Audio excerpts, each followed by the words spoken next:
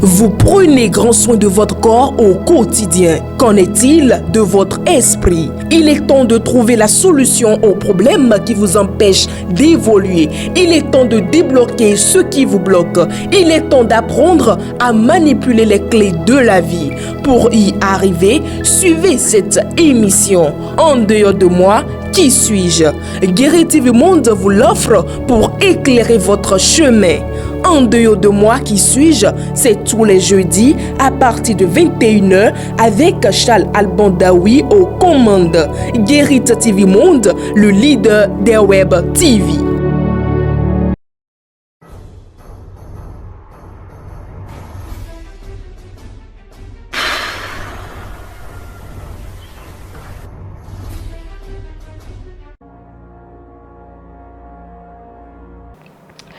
Mercredi 8 février 2023, fidèles internautes de Guéri TV Monde, bonsoir et bienvenue sur votre émission Tour d'Horizon. Le premier responsable de la compagnie Baobab Express et 3 de ses collaborateurs sont en détention provisoire. Leur arrestation fait suite à la collision mortelle survenue dimanche 29 janvier dernier entre le bus de leur compagnie et un camion-citerne à hauteur de Dassazoumen. Ils seront très prochainement présentés au procureur de la République. Nous restons toujours dans le même registre dans le secteur de l'automobile. Après un sinistre, plusieurs démarches sont amenées à l'endroit de sa compagnie d'assurance pour être dédommagées. Qu'en est-il des victimes du sinistre? Suivons. Dès que le sinistre il est exposé au sinistre, il essaie d'abord d'éteindre les limites du risque. C'est-à-dire, il fait la limite des risques. Par exemple, s'il y a un feu, la première des choses à faire, c'est d'essayer d'abord d'éteindre le feu en question pour qu'il n'y ait pas plus de dommages. Ça, c'est le premier point. Maintenant, le deuxième point, il contacte son assureur pour savoir ce qu'il y a lieu de faire. Le troisième point, il contacte les autorités compétentes pour venir faire le constat. Au cours du constat, il peut prendre les photos, les vidéos pour pouvoir mieux prouver, mieux justifier la scène, ce qui s'est passé réellement. Au cours de sa présentation à l'assuré, il essaie dans sa manière possible d'expliquer ce qui s'est passé réellement. Donc après tout ça, il rencontre maintenant son assureur pour vérifier l'étendue de sa couverture. Puisque l'assurance, ça prend beaucoup de paramètres en compte. Maintenant, est-ce qu'au cours de la souscription, quel paramètre a été laissé de côté? Quel paramètre a été pris en compte? Donc par rapport à ça, on vérifie tout pour savoir comment maintenant intervenir sur le dossier. L'assurance d'une voiture, ça couvre beaucoup de choses. Maintenant, dès que vous ne prenez pas en compte l'option de quand la vitre sera brisée, quand vous ne prenez pas cette option dans votre couverture d'assurance, l'assureur ne peut pas couvrir en cas de qu'est-ce qu'il y a. Quand vous ne prenez pas en compte le nombre de passagers ou c'est seulement le chauffeur qui est pris en compte, en cas de sinistre, on tient compte seulement exactement de ce qui a été pris en compte au moment où vous étiez en train de faire votre souscription.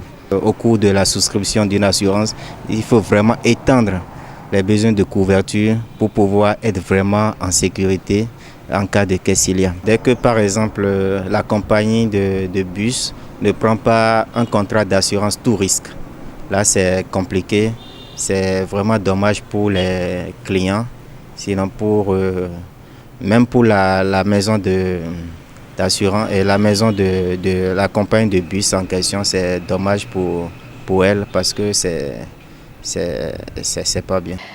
Fin de cette rubrique informative sur Tour d'Horizon, c'est le moment pour nous de marquer une courte pause pour la pub.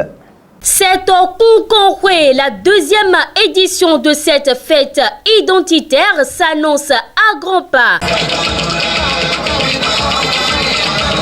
Elle se déroulera du 22 au 26 février 2023 derrière le nouveau marché de Wedo dans la commune d'Abomey-Calavi. À cet effet, le tissu de l'unité des fils et filles 7 d'Odomola est disponible sur le marché au prix de 18 000 francs CFA. Pour tout autre renseignement, veuillez contacter le 97 22 20 14 ou encore le 64 20 10 63.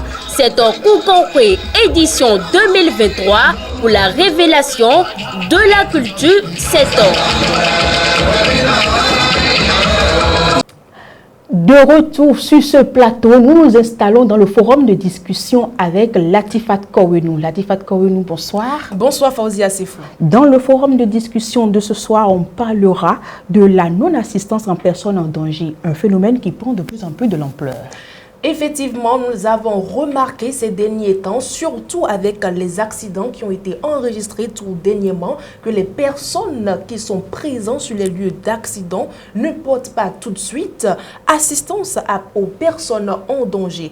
Qu'est-ce qu'ils font? Ils préfèrent prendre le téléphone portable pour filmer la scène, pour filmer les victimes et de les partager sur les réseaux sociaux, ce qui met parfois en danger la vie de ces personnes. Parce qu'à un moment, lorsque l'accident a lieu, il faut immédiatement prendre certaines précautions, certaines dispositions quand vous êtes dans l'entourage, dans l'environnement où l'accident a eu lieu. Mais les personnes qui sont là au lieu des accidents n'ont pas ce réflexe-là. Leur préoccupation première, c'est de filmer, c'est de jouer aux journalistes citoyens, de porter la nouvelle aux autres personnes qui sont soit à l'extérieur ou dans le pays, qui ne sont pas au lieu de l'accident. Ce qui met vraiment en péril la vie des victimes. Parce que les premiers secours sauvent très souvent des vies. Ça ne veut pas dire que nous disons aujourd'hui de mettre leur vie en danger. Non, avant de porter secours à une personne, il faut s'assurer que le risque est vraiment réel et que l'accident ou la personne qui est en danger est dans un cas vraiment extrême où il a besoin d'être secouru.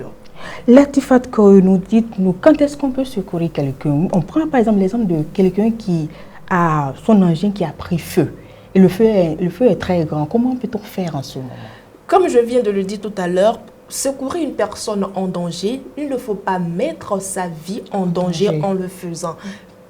Assister déjà une personne en danger, c'est commencer par appeler les secours. C'est commencer par venir en aide à cette personne, quels que soient les moyens que l'on a à sa portée. Filmer aussi appel au secours. Parce que quand les gens voient ça sur les réseaux sociaux, ils viendront, ils sauront qu'il y a un drame. Pendant que vous filmez, peut-être que ce n'est pas là la solution, ce n'est pas de ça que la personne a besoin à l'instant T. Supposons que c'est une maison qui est en incendie, par exemple. Vous n'avez pas besoin de prendre votre téléphone pour filmer. Si vous avez de l'eau à votre portée, si vous avez de quoi éteindre ce feu, il vaut mieux le faire à cet instant précis plutôt que de prendre votre téléphone pour filmer l'incident. Donc, il y a de ces risques que l'on doit prendre à certains moments pour porter vraiment assistance à une personne en danger. Cela ne veut pas dire, comme je viens de dire, de risquer votre vie.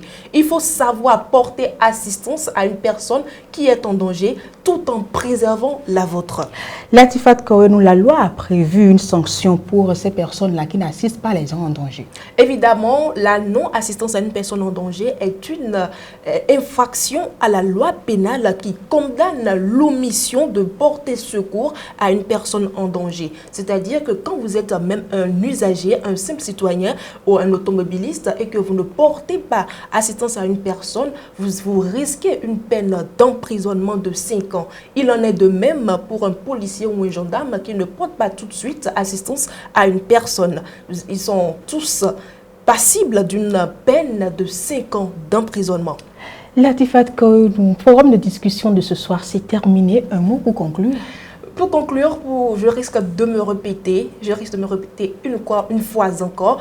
Porter secours à une personne, c'est très important. Ça peut arriver à tout le monde. Les accidents peuvent arriver à tout le monde. Un incident, ça peut arriver à tout le monde. Donc, le plus mieux à faire, c'est de trouver les moyens de venir vite à la rescousse de la personne, même si cela suffit d'appeler les secours.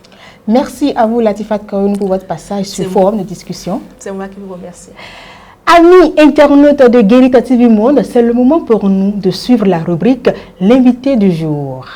La loi de finances pour la gestion 2023 ne comporte pas d'énormes mesures qui ont modifié le Code général des impôts. Dans ce sens que l'année dernière, nous avons assisté déjà à une refonte complète du Code général des impôts.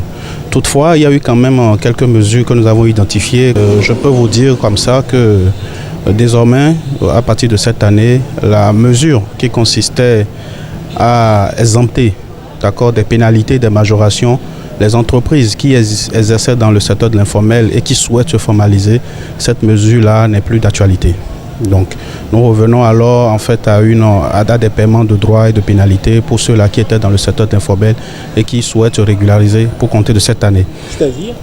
Alors, je donne un exemple. Vous aviez créé votre entreprise il y a 5 ans en arrière et vous exerciez dans l'informel, c'est-à-dire vous faites vos activités sans qu'aucun centre des impôts, vous ne fassiez aucune formalité auprès d'aucun centre des impôts, vous ne payez aucun impôt.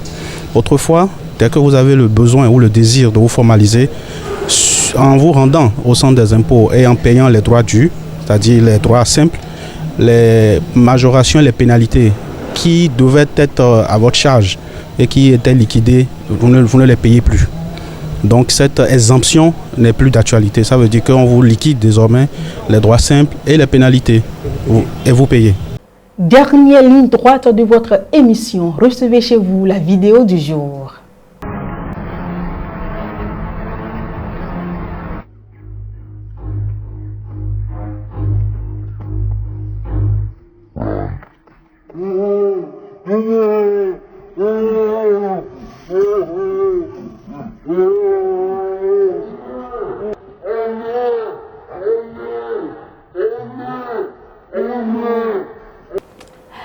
Ce n'est pas la vie qui sépare les gens, c'est la méchanceté, l'hypocrisie, l'égoïsme et l'absence de respect.